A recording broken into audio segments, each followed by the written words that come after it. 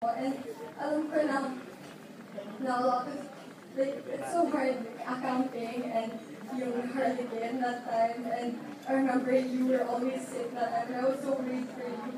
And I'm so happy na you're here right now in front of all these people. And na you're so beautiful and you've overcome everything. And you're here pursuing your dream. And thank you for always pushing me to pursue mine. And thank you for always being such an inspiration to all. I hope you continue being an inspiration to a lot of people.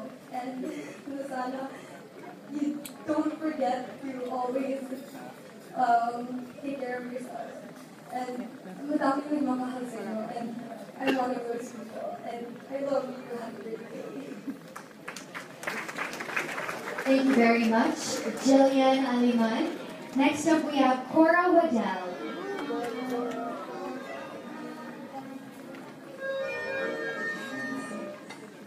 So, the day I met Kisses, pawis ako. I was sweaty, probably didn't smell very good.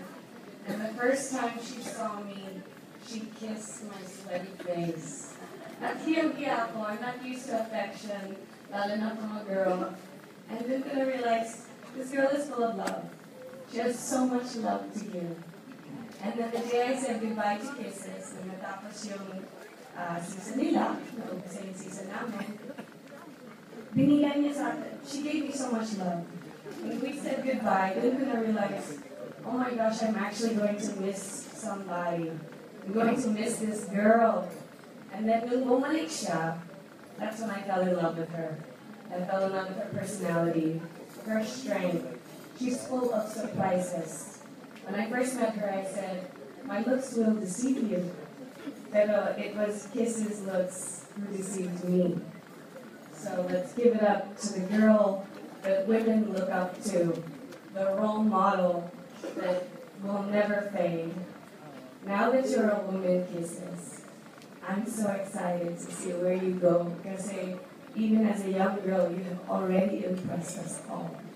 So thank you for being this. Such a really sweet message from sweet ate ni Kisses, of course, Cora Waddell. Thank you so much. Up next, let's call up on stage Ms. Trisha Briones.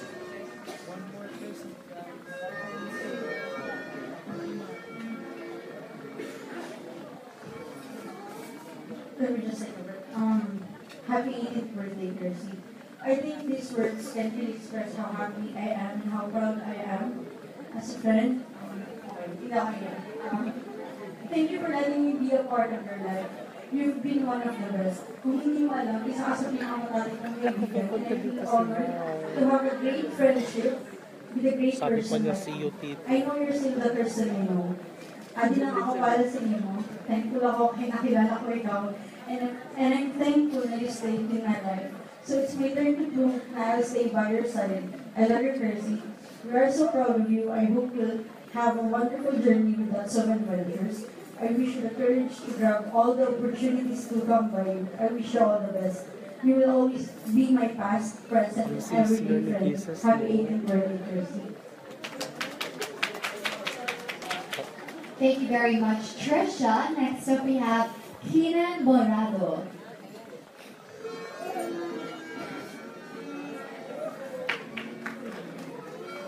Hello, Marcel. Happy birthday. Thank you for having me here. Thank you for making me one of your 18 candles. I just want to wish you the supreme success and happiness that you can achieve. I wish you may achieve whatever your heart desires. And I value our friendship and I appreciate the work of what we share. And I hope in the long run, we make it better, we make it more stronger, we make it stronger. So I just wish you all the best things in your life. Happy birthday again. Ang damo na salamat. Damo nga salamat. Thank you, Keenan. And now, please welcome on stage. She's such a character. We all love her. Please welcome Miss Maymay Entrata. Happy birthday, Kizet.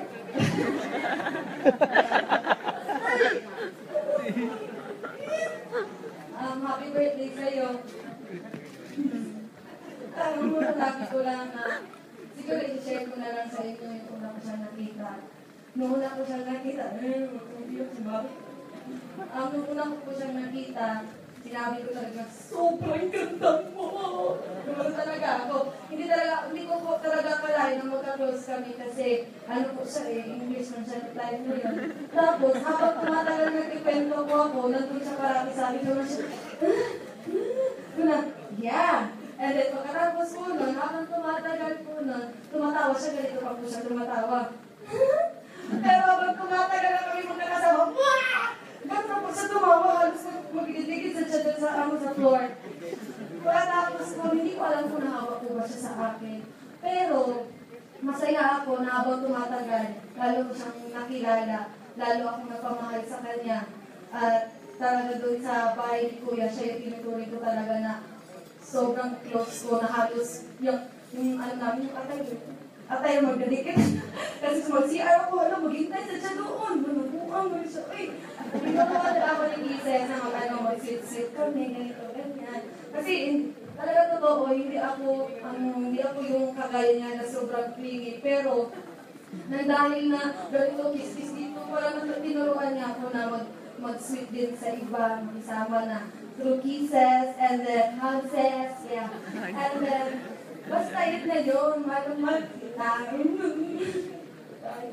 Basta, masaya ako na kahit dumating man ang araw na nandito na tayo sa labas ni Kuya, hindi ka pa rin nagbago.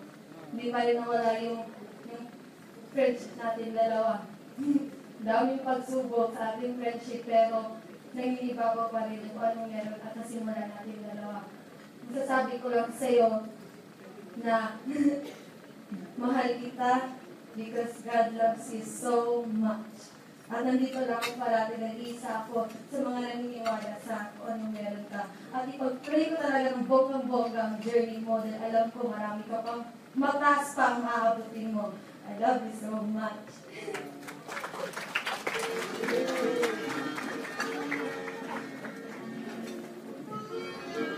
Thank you very much, Mike. And next up is Josie Rose Onto.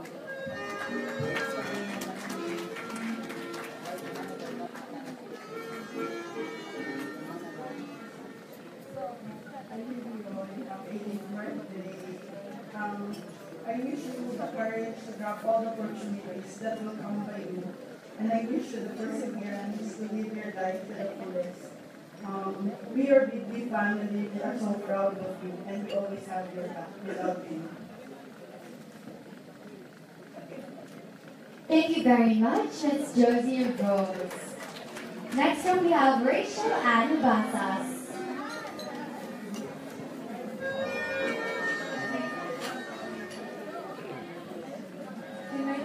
Classmate whom I fondly called Kisses before Kisses of PBB was such a thing. Para sa babae, kasabay ko na mag-dress up as Santa Claus at sumayaw ng asarehan at sumali ng church for Little Miss St. Dominic. Para sa nakasabay ko, graduate ng preschool and kumanta ng The Raise Me Up as our graduation song. To my elementary classmate, who was always so full of life, except really when he had asthma attacks. And to my first year high school seatmate, na laging pinapaulanan ng laway yung armchair ko. And to the one who would always plan on singing the Minion song sa my flagpole, and then to that girl who would always chat me, Rich, ano nga ulit yung assignment? Bangus ka nga, I would Lolo. always reply, ha? May Bangus ka assignment. nga. And then, to that girl na lagi kong kasabay sumayaw ng interpretative dance sa labas ng ICT room with Sermon Sweet as our sole audience. Happy 18th birthday, Kisses. Know that I am always here for you and that I am so proud of you and of what you have become. More than anything, I'd like to believe na naging stage friend ako sa'yo from Christine Campos and until now na nung nasa PBB ka. And I'm just so proud of you and thank you for always being the good in everyone. I love you. Thank you, Ms. Rachel Basas. And now, finally, let's have very beautiful Miss Elise Horson.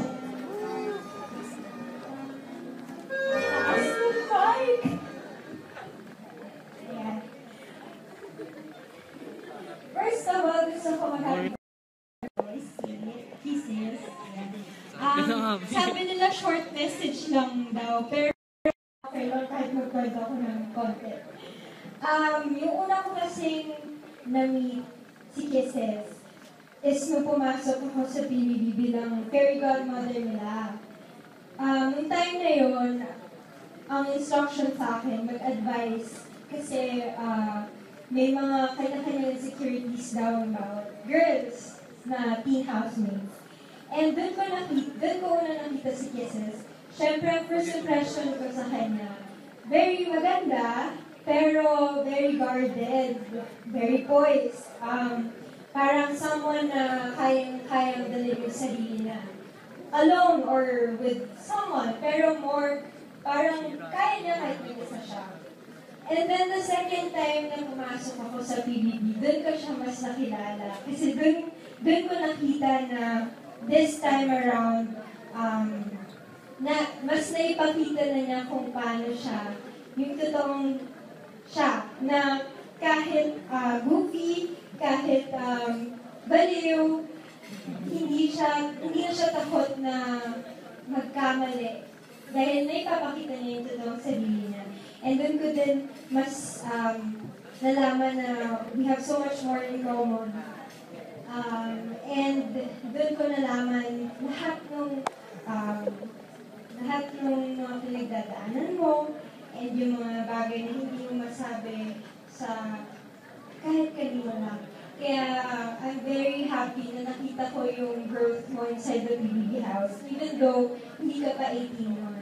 And I just want to share to everyone na everyone knows you're very sweet, and aside from your sweetness, you're a very strong woman now. I'm very proud of you kasi hanggang ngayon, nakikita ko you're still the same sweet Kisses, and sana hindi ka mabago. My only wish for you for your birthday, since you have almost everything, is pinag-pray ko na God will give you the strength kasi dito sa pinasukan mo na path is very difficult. But yun, kaya my only wish is that God will give you the strength to pursue your dreams and give you guidance. And yun, I'm just here for you kung kailangan mo ng advice whenever. And happy birthday, Kisses. Love you!